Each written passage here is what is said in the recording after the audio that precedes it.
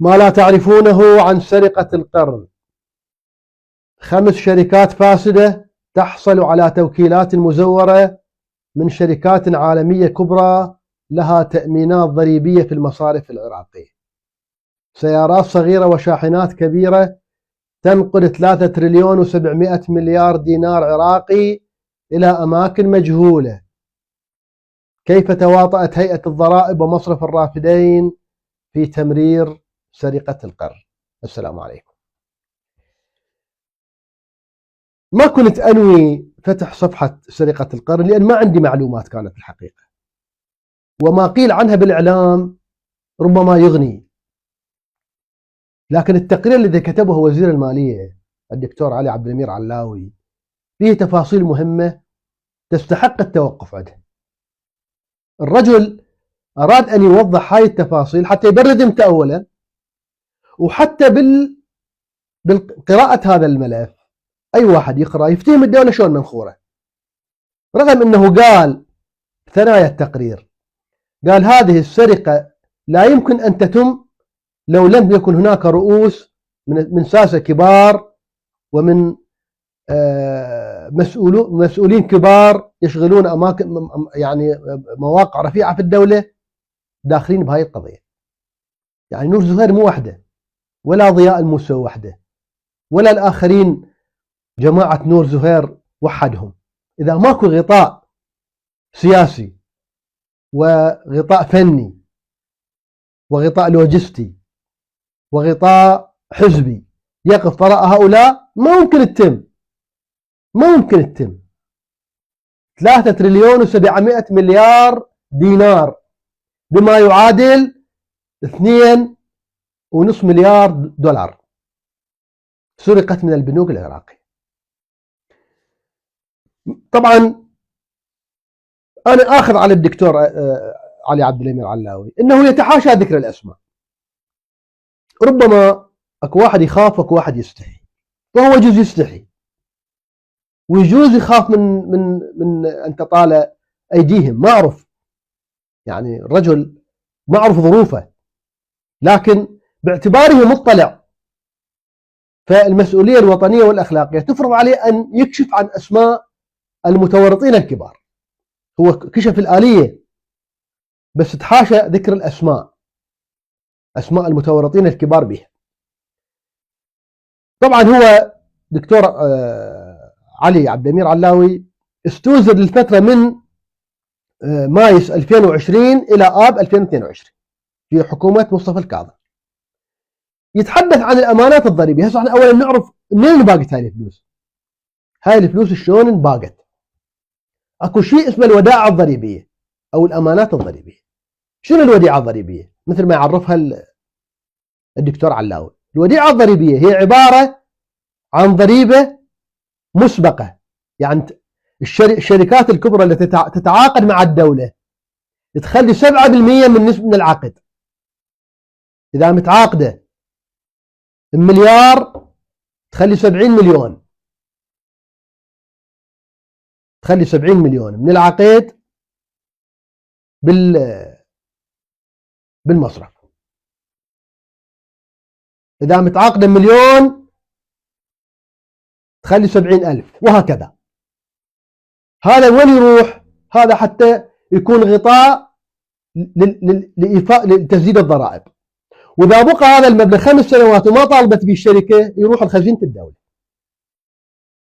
هاي الودائع الضريبية. فأكو شركات كبرى متعاقدة مع العراق وعقود كبيرة، عقود ضخمة، خلت هاي الودائع موجودة بالبنوك. منو مسؤول عنها؟ الهيئة العامة للضرائب. هي عندها سجلات كاملة بالودائع الضريبية، وعندها سجلات بالشركات التي قدمت يعني أوفت بالتزاماتها. اكو شركات انتهت عقودها وأوفت بالتزاماتها وطلعت، واكو شركات ما زالت تعمل. طبعا اكو واحد يجوز بعضهم يقول لك هسه هاي مو فلوس الدولة. لا، هاي فلوس الدولة، لأن الدولة ملزمة أن تعيد التأمينات الضريبية إلى أصحابها بعد أن يدفعون الضرائب. هاي بذمة الدولة. بعدين شلون وصلوا دولة هاي التأمينات الضريبية؟ يقول بها 3 مراحل. دكتور علي علاوي يقول بها 3 مراحل. المرحلة الأولى اكو 5 شركات حصلوا على توكيلات مزورة من الشركات الكبرى التي لديها عقود مع الدولة. شلون توكيلات مزورة؟ منين جابوها؟ 2. المرحلة الثانية وصلوا للتأمينات الضريبية، قدروا يتعاملون مع هذه التأمينات الضريبية بيا مصرف بيا فرع، والمبلغ المالي شقد. 3. إصدار الصكوك لهؤلاء لهذه الشركات للحصول على المال. سووا وكالات، الوكالات مو صحيحة. زين، من سووا وكالات مو صحيحة هيئة الضرائب ما تدري ما فحصت هاي. يعني الآن مواطن دا يسوي ياخذ كتاب من دائرة لدائرة، يردون صحة الصدور، وصحة الصدور مرات تتأخر شهر، مرات تتأخر شهرين، والمواطن يركض وراها. زين، هاي الشركات من أخذت وكالات مزورة ما قدروا يشوفوها الجماعة. خوش، يقول هذه الشركات ال5 اكتشف أمرها. يقول أنا في آب 2021 أخبر وزير المالية بحدوث احتمالية حدوث سرقات من خلال وجود وكالة عند شخصين يردون يحتالون على الودائع الضريبية، والوزير أرسل على أبلغ دائرة غسيل الأموال مصرف الرافدين وهيئة النزاهة بذلك، وتوقفت. منتصف آب 21 تم إخبار وزير المالية بإبطال الصكوك التي تم إصدارها لاسترداد المبالغ التأمينات الضريبية. لكن في 27 تشرين أول 2021 أبلغ وزير المالية بأن هيئة الضرائب أصدرت صكوك استرداد للأمانات الضريبية لشركة القانت، اختصرت بشركة واحدة، شركة القانت. كل الصكوك التي سحبت من الشركات السابقة جيرت لشركة القانت اللي هي 274 صك. شركة القانت المن؟ النور زهير. شنو معنى القانت؟ يا مريم اقنتي لربك، يعني القانت كثير الدعاء، كثير التعبد، كثير الخشوع، كثير الانقطاع إلى الله. هاي شركة القانت، يعني صاحبها مؤمن معناه، وأكيد كاتب على بيته هذا من فضل ربي، أكيد، يعني يختار هيك اسم لشركة من هذا النوع اسمها شركة القانت. أنا دخلت قلت هاي شركة القانت شنو؟ خلي أرجع للقواميس، القاموس اللغة وين لقاها هذا؟ شركة القانت أخذت جيرت جميع الصكوك، اختصرت إلى شركة واحدة هي شركة القانت. يقول أنا الوزير بالتقرير مالته يقول أنا من سمعت دزيت على مدير عام الضرائب تابع له وعلى مدير عام مصرف الرافدين. يا شنو هاي؟ ايش قالوا؟ أخبراه أن المعاملة أصولية، وأن هيئة النزاهة وافقت على إصدار الصكوك ولا توجد أي شبهات، ماكو ولا شبهة.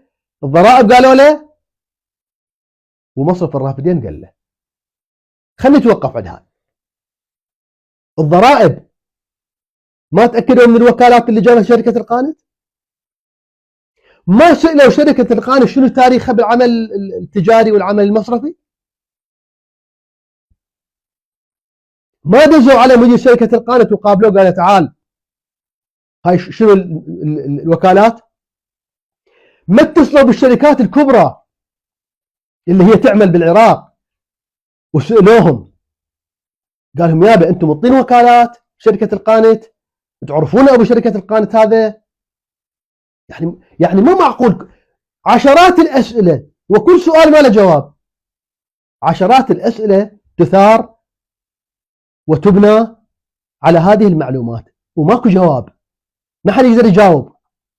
يعني ما معقول كلام، يعني فانتازيا هاي. بتشرين الثاني 2021 طلب الوزير من هيئة الضرائب كشفا كاملا بالأمانات الضريبية لعامي 20 و21. قال لهم قدموا لي كشف بالأمانات الضريبية، كل شركة شنو عندها أمانات ضريبية وش قد، وتشتغل هاي الشركة. بحلول نهاية عام 2021 كانت المعلومات أمام الوزير بصحة المعاملات حسب معلومات هيئة الضرائب، وليس هناك إمكانية لاسترداد الأمانات إلا بموافقة الوزير. معناها كل شيء ماشي على ما يرام. في 4 تشرين الثاني إلى 16 آب تاريخ استقالة الوزير لم ترد للوزير أي معلومات عن عملية استرداد غير قانونية. قالوا له لحد الآن الاستردادات تمت بشكل قانوني. هيئة النزاهة أعدت تقريرين، واحد بتاريخ 21 كانون أول لعام 20، وواحد بتاريخ 17 أيار عام 21. وأكد ذن التقرير أكدوا أن هيئة الضرائب لم تؤشر فيها أي انتهاكات ولا استردادات غير قانونية للأمانات الضريبية. زين، هيئة النزاهة دققت، شيكت، راحت فحصت هاي الودائع الضريبية، فحصت وجودها، تأكدت. ب20 تشرين الثاني 22 كشفت سرقة الأمانات الضريبية من خلال تدقيق داخلي أجراه الوزير بالوكالة. 16 آب و22 استقال دكتور علي علاوي، اجى وزير بالوكالة.